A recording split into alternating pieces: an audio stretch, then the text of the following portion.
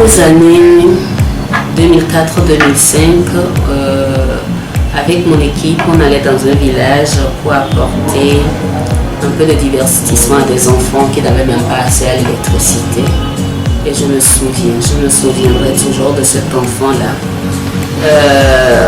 qui ce jour-là est tombé d'un arbre. Et dans ce village-là, il n'y a même pas de dispensaire, il n'y a même pas de voiture pour qu'on l'amène à l'hôpital. Et il paraît qu'il y a un seul enseignant dans le village qui avait une moto. Et ce jour-là, on cherchait l'enseignant et on ne le trouvait pas. Et heureusement, ce jour-là, quelques minutes après que l'accident était survenu, mon véhicule était arrivé dans le village et on a pu sauver cet enfant qui vit encore aujourd'hui. C'est-à-dire, je me dis parfois quand c'est difficile, vous savez, parfois on a envie d'arrêter, quand bien même on ne va pas arrêter, mais quand je me rappelle de ces événements-là, je me dis non. Sauver la vie d'une personne, c'est quelque chose. Et il a fallu que tu sois dans ces actions-là pour sauver une vie. Ok, il faut continuer. Ce sont des actions dont je ne me glorifie pas, mais je suis fière d'avoir été là pour sauver la vie de cet enfant. Il me vient aussi à l'esprit les salles de classe d'urgence qu'on a eu à construire pour donner aux enfants le droit à l'éducation. Parce que tout simplement, ils étaient dans des conditions d'études vraiment déplorables. Quand il pleut, ils doivent courir à la maison ou rentrer sous les bancs. Ce sont les mots des enfants que je répète. Et même si ce sont des salles de classe pas en dur, mais qui peut les maintenir à l'école qu'on avait faite à l'époque, je me dis, on a participé à leur droit à l'éducation. D'autres, les femmes à qui on a donné du matériel pour pouvoir s'auto-suffire, pour pouvoir mener des actions, pour pouvoir mener des activités génératrices de revenus. Leur donner ce droit économique-là, je crois que c'est notre petite façon de participer aussi à leur donner leur droit d'exister, d'être reconnu, d'être considéré, je veux dire. Les actions que je mène particulièrement se situent essentiellement dans le cadre de l'association au sein de laquelle je milite. Donc je dirais que au niveau du GFDD, nous sommes convaincus que pour que les hommes et les femmes puissent jouir des mêmes droits, pour que nous ayons un environnement favorable à la promotion des droits humains, le premier outil, c'est de pouvoir renforcer la capacité de tous les acteurs dans le domaine du droit, faire vulgariser le droit, vulgariser les lois, ce qui constitue un outil de développement. Donc pour cela, les premières actions que nous menons, c'est de former des acteurs endogènes qui, une fois formés, qui ont des notions de droit, que ces acteurs-là puissent aller vulgariser les lois au niveau de la base. Donc ces acteurs que nous appelons essentiellement parajuristes, nous en avons formé près de 700. Mais ce qui constitue pour nous un sujet de satisfaction dans le travail que font ces acteurs-là, c'est que nous les avons formés. Nous leur demandons de vulgariser la loi. Nous leur demandons de pouvoir accompagner les populations à la base, dans la revendication, dans la jouissance des droits humains. Mais au-delà de cette formation-là, ces activités-là que ces acteurs-là font sur le terrain, leur ont fait prendre conscience de s'engager eux-mêmes ou bien elles-mêmes un peu plus. Donc ils sont allés au-delà de ce que nous on leur demande aujourd'hui. Quand vous allez dans presque toutes les préfectures de notre pays, vous allez voir ces parajuristes-là qui constituent vraiment des leaders, des acteurs importants que les différents, surtout bien les autres acteurs consultent lorsqu'il s'agit des questions des droits humains d'une manière générale, mais essentiellement ce qui concerne les droits de la femme et les droits des enfants. Aujourd'hui, plusieurs de nos parajuristes ont créé leur propre structure. Ils ont initié des actions au niveau communautaire et constituent également des relais avec lesquels nous continuons le travail. C'est ce qui fait que ce que nous avons semé a pu porter beaucoup de fruits et c'est un sentiment de satisfaction. Moi, j'ai eu la chance, je dirais la grâce même, de faire des expériences que d'autres n'ont pas faites. Il y en a qui ont fait des expériences que je n'ai pas faites. Et donc, si je suis partie des droits des femmes, en passant par les droits de l'enfant, les droits de l'homme, les droits intéressants, les droits de l'homme et les droits des défenseurs des droits de l'homme, naturellement, j'ai eu à rencontrer plusieurs situations différentes. Alors, la première situation que je vais évoquer ici est une situation qui concerne les droits de l'enfant.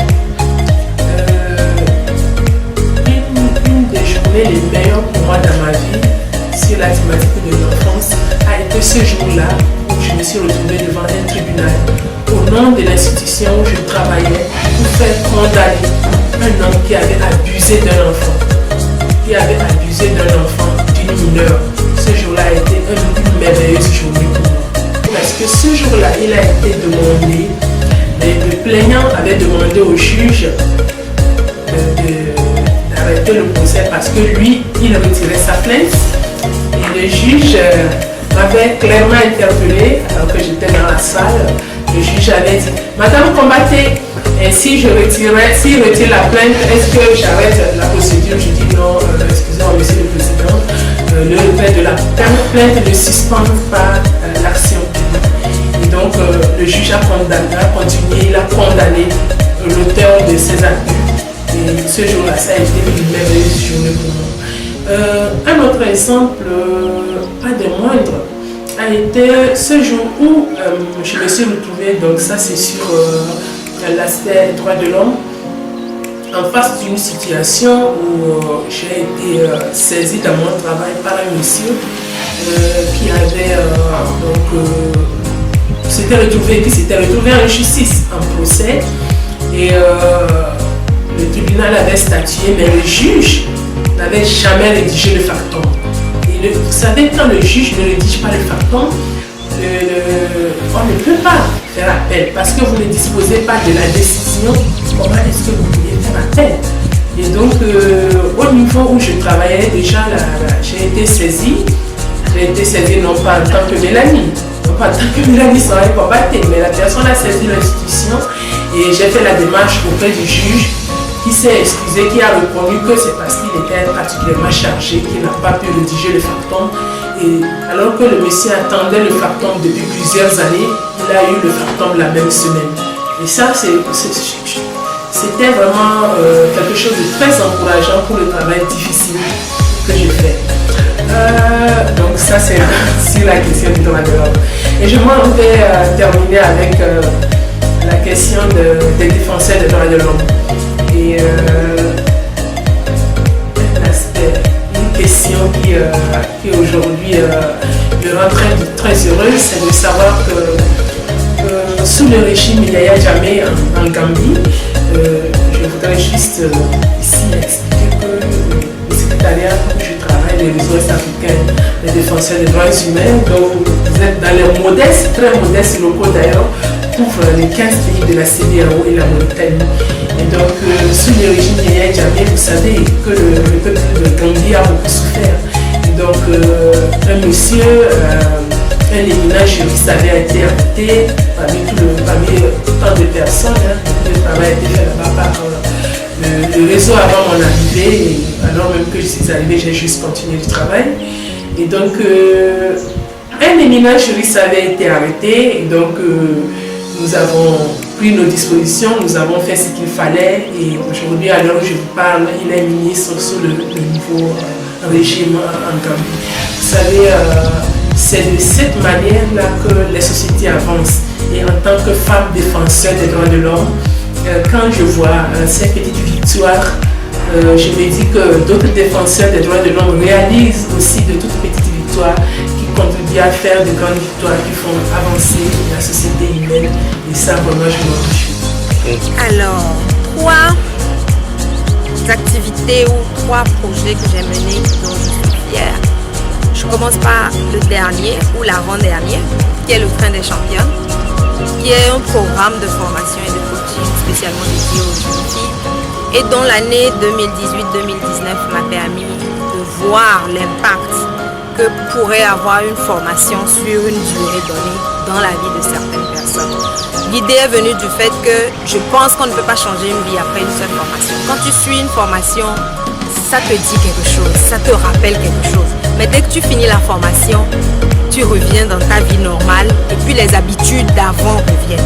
Donc la seule façon de changer sa façon de penser ou la seule façon de changer sa façon de faire, c'est de suivre des formations pendant une certaine période et de vivre dans un environnement donné. C'est ce que j'ai fait avec le train des champions. J'ai emmené les jeunes filles à être dans un environnement et je les ai emmenées à suivre des formations. Le train est annuel et chaque trimestre, ça s'appelle les arrêts du train.